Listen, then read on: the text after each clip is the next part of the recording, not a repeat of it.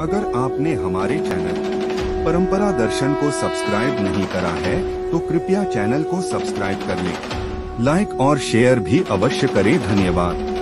प्रणमय शिरसा देवम मंत्र गणेश मंत्र।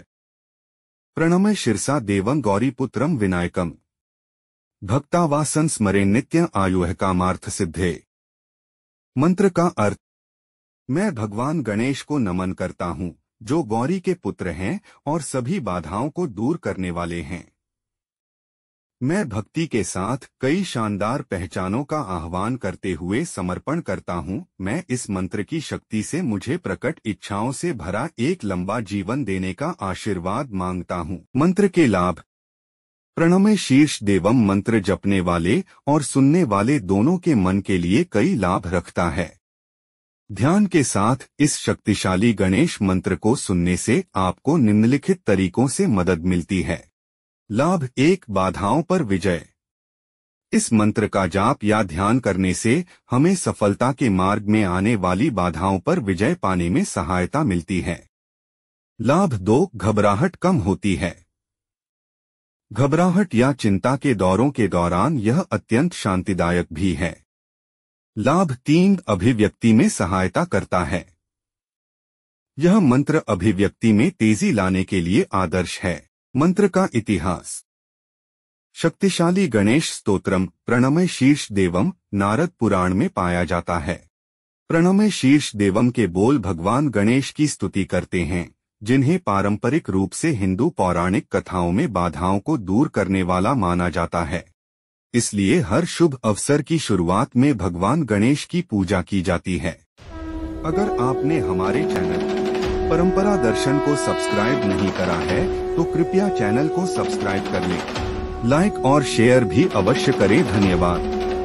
प्रणम्यं शिरसा देवं गौरीपुत्रं विनायकं भक्तावासं स्मरे नित्यम् आयुः कामार्थ सिद्धये।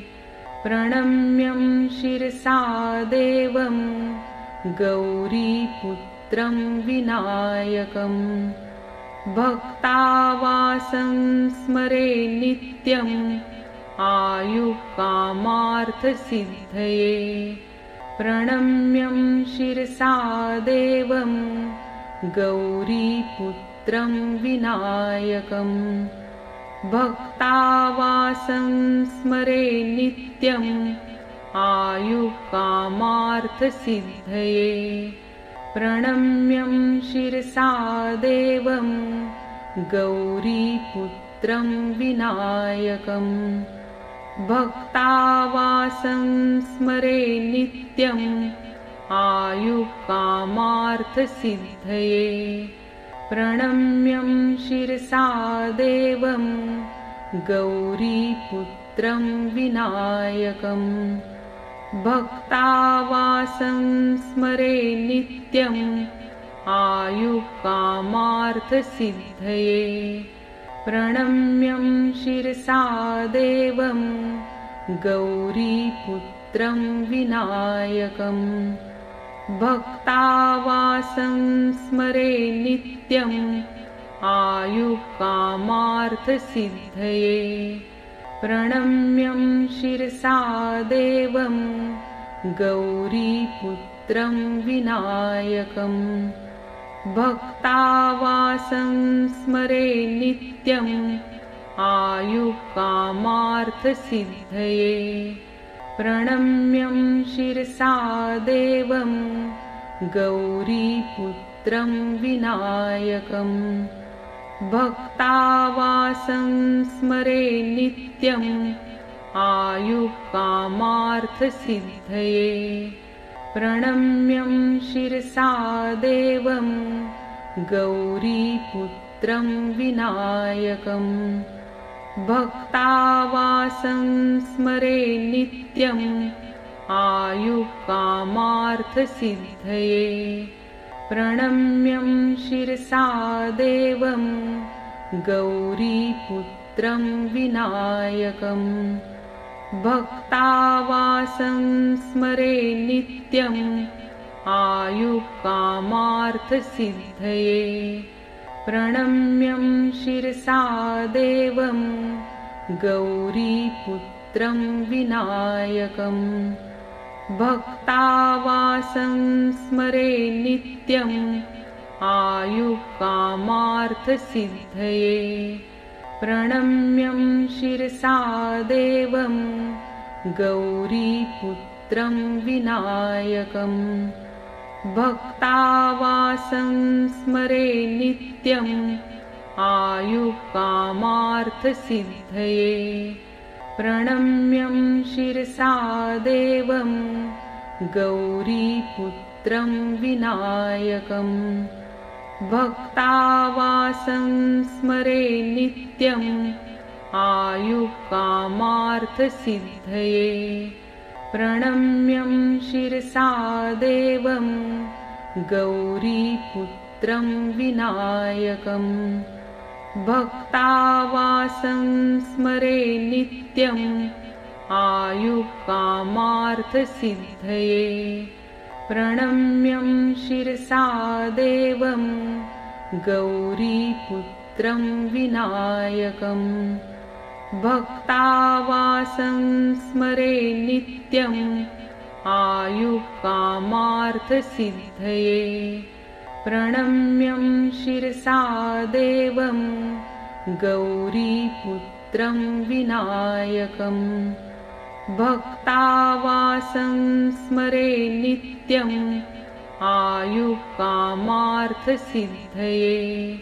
प्रणम्यं शिरसा देवं गौरीपुत्रं विनायकं भक्तावासं स्मरे नित्यं आयुकामार्थसिद्धये प्रणम्यं शिरसा देवं गौरीपुत्रं विनायकं भक्तावासं स्मरे नित्यं आयुकामार्थसिद्धये प्रणम्यं शिरसा देवं गौरीपुत्रं विनायकं भक्तावासं स्मरे नित्यं आयुकामार्थसिद्धये प्रणम्यं शिरसा देवं गौरीपुत्रं विनायकं भक्तावासं स्मरे नित्यं आयुकामार्थसिद्धये प्रणम्यं शिरसा देवं गौरीपुत्रं विनायकं भक्तावासं स्मरे नित्यं आयुकामार्थसिद्धये प्रणम्यं शिरसा देवं गौरीपुत्रं विनायकं भक्तावासं स्मरे नित्यं आयुकामार्थसिद्धये प्रणम्यं शिरसा देवं गौरीपुत्रं विनायकं भक्तावासं स्मरे नित्यं आयुकामार्थसिद्धये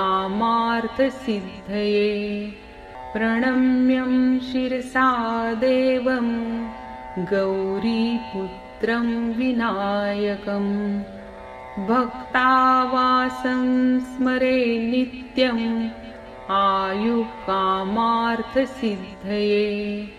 प्रणम्यं शिरसा देवं गौरीपुत्रं विनायकं भक्तावासं स्मरे नित्यं आयुकामार्थसिद्धये